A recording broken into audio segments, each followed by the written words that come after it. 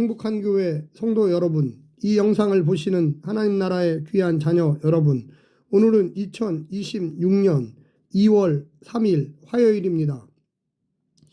오늘 매일 성경 본문에서는 이튿날 침례 요한의 두 제자가 스승의 증언을 듣고 예수님을 따릅니다. 그중 하나가 안드레입니다. 형 베드로에게 메시아를 만났다고 증언하자 그도 예수님을 따릅니다.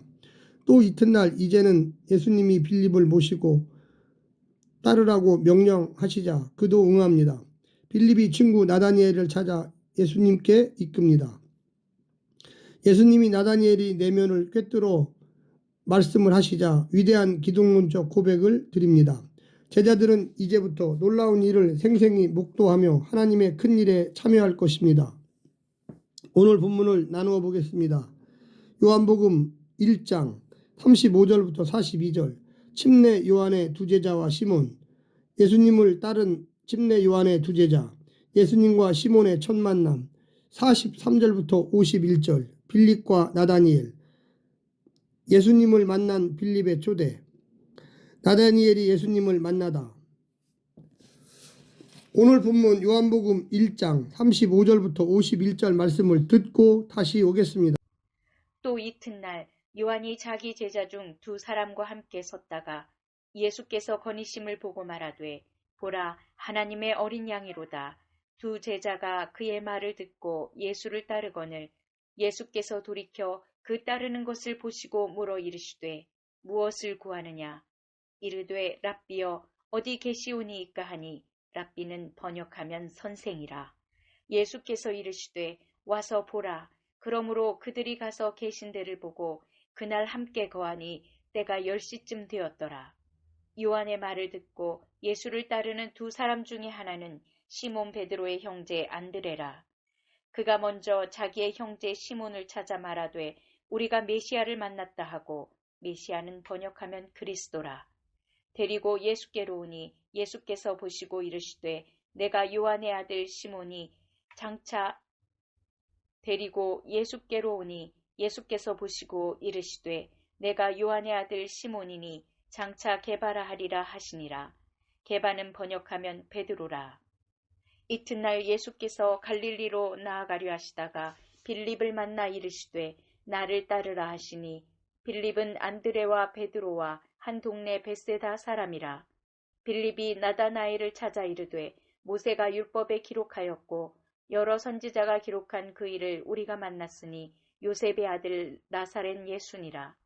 나다나엘이 이르되 나사렛에서 무슨 선한 것이 날 수 있느냐. 빌립이 이르되 와서 보라 하니라. 예수께서 나다나엘이 자기에게 오는 것을 보시고 그를 가르켜 이르시되 보라 이는 참으로 이스라엘 사람이라. 그 속에 간사한 것이 없도다. 나다나엘이 이르되 어떻게 나를 아시나이까. 예수께서 대답하여 이르시되 빌립이 너를 부르기 전에 내가 무화과 나무 아래에 있을 때에 보았노라. 나다나엘이 대답하되 랍비여 당신은 하나님의 아들이시요 당신은 이스라엘의 임금이로소이다. 예수께서 대답하여 이르시되 내가 너를 무화과 나무 아래에서 보았다 함으로 믿느냐. 이보다 더 큰 일을 보리라. 또 이르시되 진실로 진실로 너희에게 이르노니 하늘이 열리고 하나님의 사자들이 인자 위에 오르락 내리락 하는 것을 보리라 하시니라. 세 번의 이튿날이 특별한 서사적 구조를 만들어내면서 빛 대신 예수님의 창조적 역사를 극대화합니다. 이는 2장 1절의 사흘째 날을 위한 예비적 세팅입니다. 하나님의 어린 양 랍비 메시아 하나님의 아들 이스라엘의 왕 인자 같은 풍성한 기독론적 칭호들이 더해집니다. 침례 요한으로부터 시작된 예수님에 대한 증언은 연쇄 반응을 일으켜 복음의 역동성을 더하고 있습니다. 향후 예수님을 만나는 개인이 줄을 이을 것입니다. 이것이 서사 전개 방식에 있어서 요한복음과 공간복음의 차이입니다. 오늘 본문을 네 부분으로 나누어 자세히 설명드리겠습니다. 첫 번째, 요한, 예수님에게 자기 제자들을 보내다. 요한은 자기보다 더 큰 분에게 자기 두 제자를 보냅니다. 그런데 제자들에게 소개하는 예수님은 하나님의 어린 양입니다. 그렇다면 부귀영화가 기다리는 길이 아니라 어쩌면 인류를 위해 희생의 길을 가실 스승의 험한 길로 보낸 것입니다. 두 번째, 안드레, 예수님을 메시아로 증거하다. 두 제자 중 하나인 안드레는 예수님의 가르침을 받은 후 형제 시몬에게 찾아가 우리가 메시아를 만났다고 전하고 그를 예수님께로 인도합니다. 그 시몬을 보신 예수님은 장차 게바로 불릴 그의 미래를 보고 알려주십니다. 그가 게바, 반석 같은 존재로 창조하시겠다는 약속이기도 할 것입니다. 오늘 내가 예수님께 인도한 그가 나보다 훨씬 더 하나님 나라에서 요긴하게 쓰임 받더라도 기뻐합시다. 오히려 기대합시다.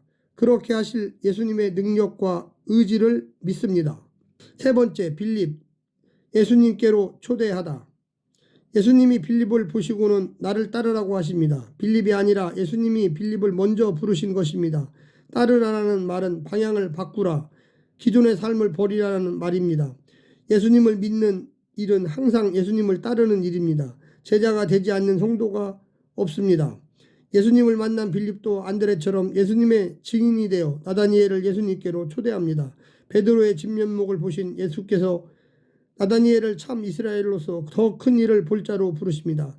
주님 앞에 가야 내가 누구인지 나를 통해 무엇을 하기 원하시는지를 볼 수 있습니다. 마지막 네 번째는 예수님, 나다니엘의 미래를 예고하다.